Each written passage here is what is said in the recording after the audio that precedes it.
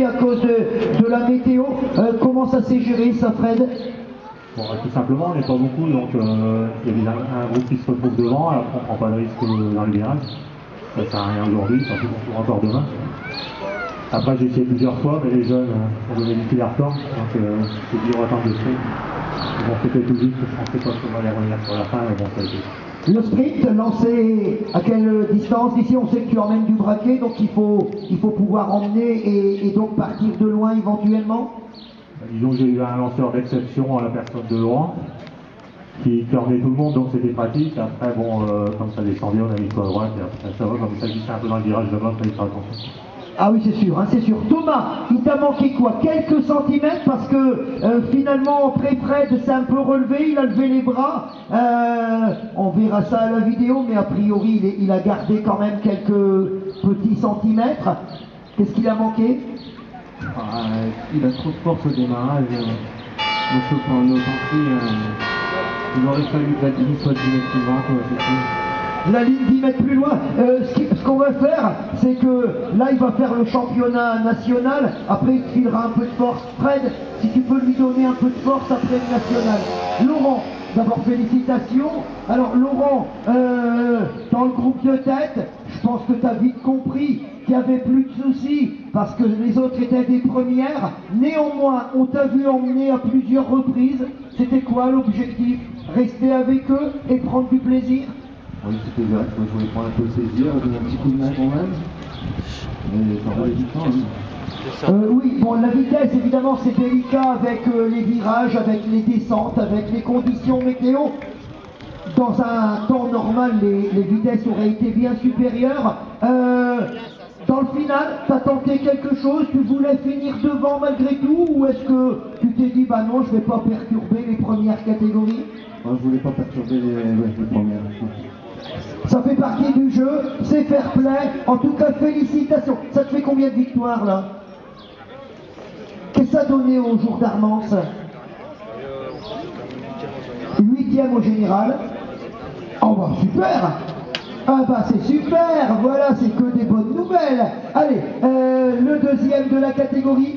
Quand vous avez vite compris, je suppose que ce serait difficile de rentrer sur Laurent qui était dans la bonne échappée. Quand Laurent est au départ extérieur, on part déjà pour la deuxième place, donc c'est un peu exagéré de dire ça, mais bon, il va vite au sprint, et bon, il est costaud, je sens que c'est la 3 ou 4e course, il est deuxième derrière lui, donc... Ouais, effectivement, ça c'est pas de peau, mais ça fait partie du jeu. Toi, comment ça s'est géré dans votre groupe? Parce que pendant longtemps, vous étiez à une distance pas très importante, et après ça a pris des conséquences plus grandes. Il n'y avait pas assez d'entente chez vous?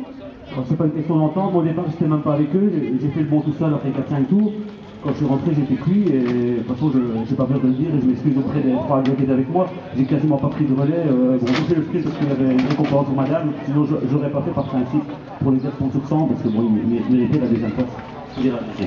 Bah, ça c'est le vélo, hein, c'est comme ça, on sait que c'est pas toujours ceux qui ont fait le plus d'efforts qui gagnent. Voilà, en tout cas messieurs, on vous laisse. Tiens, bah Patrick, puisque tu es là, vainqueur en 4, j'ai pas le vainqueur en 3 présent ici.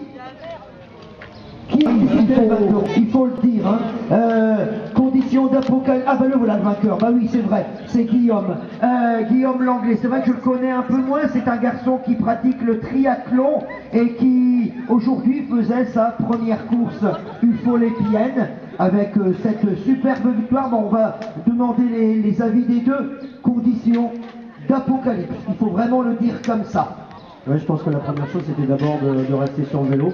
Parce qu'à mi-course on a eu vraiment beaucoup de fuites, c'était difficile. Et puis après pour nous en 4e catégorie, il fallait essayer de s'accrocher le plus longtemps possible aux 3 et c'est comme ça que ça s'est fait. Mais je peux vous dire que si le garçon c'est sa première course en Microlette, il faudra l'avoir à l'œil parce qu'aujourd'hui les gars qui étaient devant sont sortis vraiment costauds. Bravo.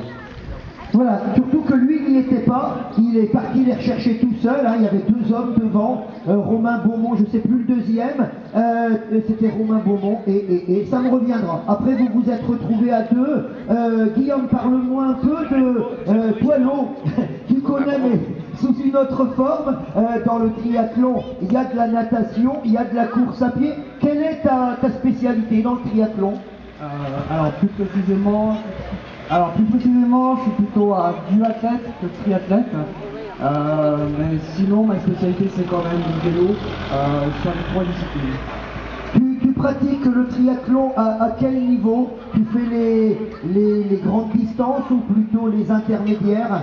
Alors non, je suis plutôt sur du sprint, hein, donc un sprint ça va être à peu près 750 mètres de natation. Sur 50 km, le quart d'heure, un peu plus peut-être? Ouais, un peu plus, parce que je suis pas grand spécialiste de la course à pied, mais on va dire que je peux tourner sur du 18 minutes 30. C'est déjà pas mal, c'est déjà pas mal. En natation, bon, je suis pas spécialiste du tout, hein. C'est 750 mètres, c'est quoi? C'est en eau vive? Oui, c'est en eau vive, hein, avec des combinaisons. Donc c'est assez particulier hein, par rapport à la natation en piscine, mais donc c'est assez sympa. Comment on gère la transition? Parce que je suppose que là, l'ordre, c'est natation, vélo, course à pied. En général, c'est ça.